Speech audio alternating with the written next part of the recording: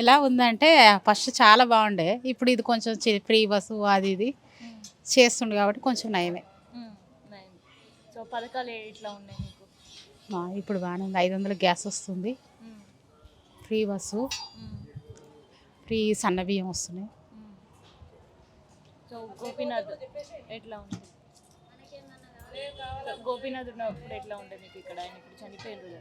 చనిపోయింది. అదే పింఛన్ గురించి మా ఆయన కోసం కాల్చే పడిపోయింది. ఉమ్, తిరిగి తిరిగి బేజారు వస్తుంది. 4 సంవత్సరాల నుంచి తిరుగుతున్నా. ఉమ్, మాకు ఒక్కదాన్ని పని చేయాలి, ఇల్లు కష్టం అవుతుంది ఇంట్లో. ఉమ్. దాని గురించే చాలా బాధ అవుతుంది. సో ఇప్పుడు మళ్ళీ మీకు ఎన్నికలు ఏ పార్టీ గెలిపిస్తారు మీరు? ఏ పార్టీ గెలిపించాలో తెలియదు. ఇన్ని రోజులు కారుకి వేసినాం. ఉమ్, ఇప్పుడు మరి కాంగ్రెస్కి వేయాలనుకుంటున్నాం. ఉమ్. ఎందుకట్లా? ఎందుకట్లే ఇన్ని రోజులు మాకేం మంచిగా అనిపించలే మరి, ఉమ్, అందుకని. కార్ ఏమో ఏం చెప్తున్నారు వచ్చి? ఏం చెప్తారు, మాకెయ్యరని చెప్తా ఉంటారు ఉమ్, జనాలు. ఉమ్. మళ్ళీ కనిపిస్తారా ఎన్నికలైన తర్వాత? కనపడరు, ఎవరైనా కనపడరు. ఉమ్, ప్రతి ఒక్కరు కనపడరు, ఇల్లే కాదు. ఉమ్. మరి ఇప్పుడు ఎట్లా ఉంది మీకు డెవలప్మెంట్? ఏ పార్టీ ఉన్నప్పుడు ఎట్లా ఉండే, ఎవరు ఉన్నప్పుడు మంచిగా ఉండే? ఇక ఉండేది అంటే ఇక ఒక్కొక్కసారి కేసీఆర్ ఉన్నప్పుడు బాగానే ఉంది. ఇప్పుడు ఇల్లు వచ్చి కొత్త కొత్తగా కదా, ఎట్లా అవుతుంటుంది అట్లా. సో పథకాలు ఉన్నప్పుడు కేసీఆర్ ఉన్నప్పుడు పథకాలు ఎట్లా ఉన్నాయి? పథకాలు బాగున్నాయి, పెళ్ళి అయిన వాళ్ళకు ఉమ్, అన్నీ వచ్చినాయి, బాగున్నాయి. ఉమ్. ఇప్పుడు వీళ్ళు వచ్చిన తర్వాత వస్తున్నాయి మరి అవే స్కీమ్లు? ఏమో వస్తలేమంటారు మరి. మాకు పెళ్ళిళ్ళు చేసిన వాళ్ళు ఎవరు లేరు, మాకు తెలియదు కానీ వాళ్ళు అంటూ ఉంటారు జనాలు. అంటూ ఉంటే వింటున్నారు. ఉమ్. సో ఫ్రీ బస్ ఎట్లా ఉంది మరి? చాలా గుద్దుకొని వస్తుంటారు. ఫ్రీ బస్సు వేస్టే, అదైతే వేస్టే. ఉమ్. సో ఇప్పుడు మళ్ళీ ఎన్నికలు ఏ పార్టీని గెలిపిస్తారు మరి మీరు? కేసీఆర్ని గెలిపిస్తాం. కేసీఆర్ అంటే అభిమానమా? లక్ష్మి సో ఎట్లా ఉంది, పార్టీలు ఎట్లా ఉన్నాయి, ప్రచారాలకు తిరుగుతున్నాయి? తిరుగుతారు ఇక్కడ. ఎట్లా ఉండే మరి కేసీఆర్ ఉన్నప్పుడు ఎట్లా ఉండే, ఇప్పుడు రేవంత్ రెడ్డి వచ్చిన తర్వాత ఎట్లా ఉంది మీకు పథకాలు? రేవంత్ రెడ్డి వచ్చినాక మంచిగానే ఉంది. ఉమ్, మంచిగానే ఉంది. కొన్ని పనులు బాగానే చేసిండు. కరెంటు, ఉమ్, బస్సులు, ఉమ్, కొందరికి గ్యాసులకు వచ్చినాయి, కొందరికి రాలేవు. ఉమ్, మంచిగానే ఉన్నాయి. బియ్యం కూడా సన్న బియ్యం ఇస్తుండ్రు. ఉమ్, మంచిగానే ఉంది ఇప్పుడు. మరి ఇప్పుడు ఎన్నికలు ఓట్లు ఎవరికి వేస్తారు? ఏ పార్టీని గెలిపిస్తారు మరి? ఇక మాది ఎప్పుడు కాంగ్రెసే ఉంది ఇక్కడ. ఉమ్, కాంగ్రెస్ పార్టీ మాది. ఇక్కడ వచ్చిన సంది మాకు ఫస్ట్ జనార్దన్ రెడ్డి సార్ ఉండే, ఉమ్, ఇప్పుడు కేసీఆర్ నడుమ వచ్చిండు. ఉమ్, రాజశేఖర్ ఉన్నప్పుడు మాకు మంచిగానే ఉండే, అంతా బాగానే ఉంది. కాంగ్రెస్ వచ్చిన సంది కానీ ఉమ్, ఇప్పుడు మాకేం లేదు. ఎవరు వచ్చినా ఏం లేదు, మాకు మంచిగా ఉంటే చాలు, ఉమ్. అంతే. మరి ఎవరిని గెలిపిస్తావు ఈసారి?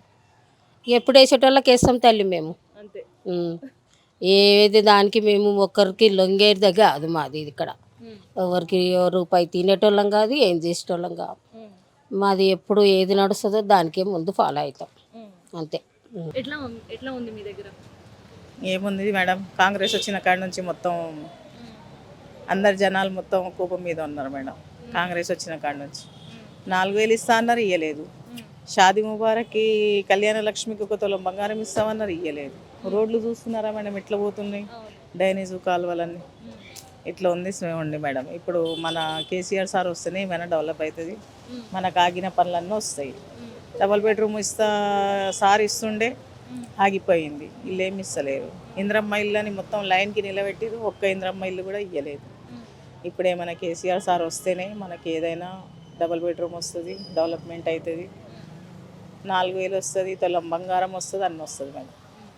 సో మరి ఈసారి ఎన్నికల్లో గోపీనాథ్ గారి భార్య సునీత ఉన్నారు, ఒక మహిళను గెలిపిస్తారా లేదంటే మళ్ళీ కాంగ్రెస్ కోటేస్తారా? మహిళకే గెలిపించుకుంటాం మేడం, ఎందుకంటే మేము బలంగా తయారవుతాం మహిళలం. అందుకోసమే మేము సునీత మేడంకే గెలిపించుకుంటాం. 10 సంవత్సరాల కేసీఆర్ పాలన 2100 సంవత్సరం ముందడుకుండే, 2100 సంవత్సరం ముందడుకుండే 10 సంవత్సరాల పాలన. ఈ 2 సంవత్సరాల పాలన 1960-70 మధ్య కాలంలో ఉంది. అంటే అంత దిగజారిపోయినాం మనం. ముందడికి భవిష్యత్ ముందడికి పోనికే వెనక పోనికే ఈ 2 సంవత్సరాలు చాలు. 50 ఏళ్ళు మనం వెనక పోయినాం. 2 సంవత్సరాల 10 సంవత్సరాల 100 సంవత్సరాలు ముందడికి పోయినాం మనం. కాంగ్రెస్ అధికారం ఈసారి మేమైతే బీఆర్ఎస్కే ఇస్తాం ఖచ్చితంగా. కేసీఆర్ని మళ్ళీ ముఖ్యమంత్రి కావాలంటే ఈ జూబ్లీస్ కాన్స్టిట్యున్సీలో మళ్ళీ కేసీఆర్ అనేవాడే కావాలి. వీళ్ళ కేసీఆర్ వస్తేనే ఇప్పుడు వీళ్ళు ఇచ్చిన 6 గ్యారంటీలు కానీ వాళ్ళు ఇంకా 420 హామీలు కానీ ఏవైనా కేసీఆర్ వస్తే ఇక్కడ గవర్నమెంట్ ఇక్కడ బీఆర్ఎస్ వస్తేనే ఆ 420 హామీలు అమలు అయ్యే ఛాన్స్ కొన్నైనా ఉంటాయి. అవి కాకపోతే 5 ఏళ్ళు మనమే ఉంటాం కాబట్టి వాళ్ళు ఇచ్చే అవకాశం అయితే కనిపించదు ఇక్కడ.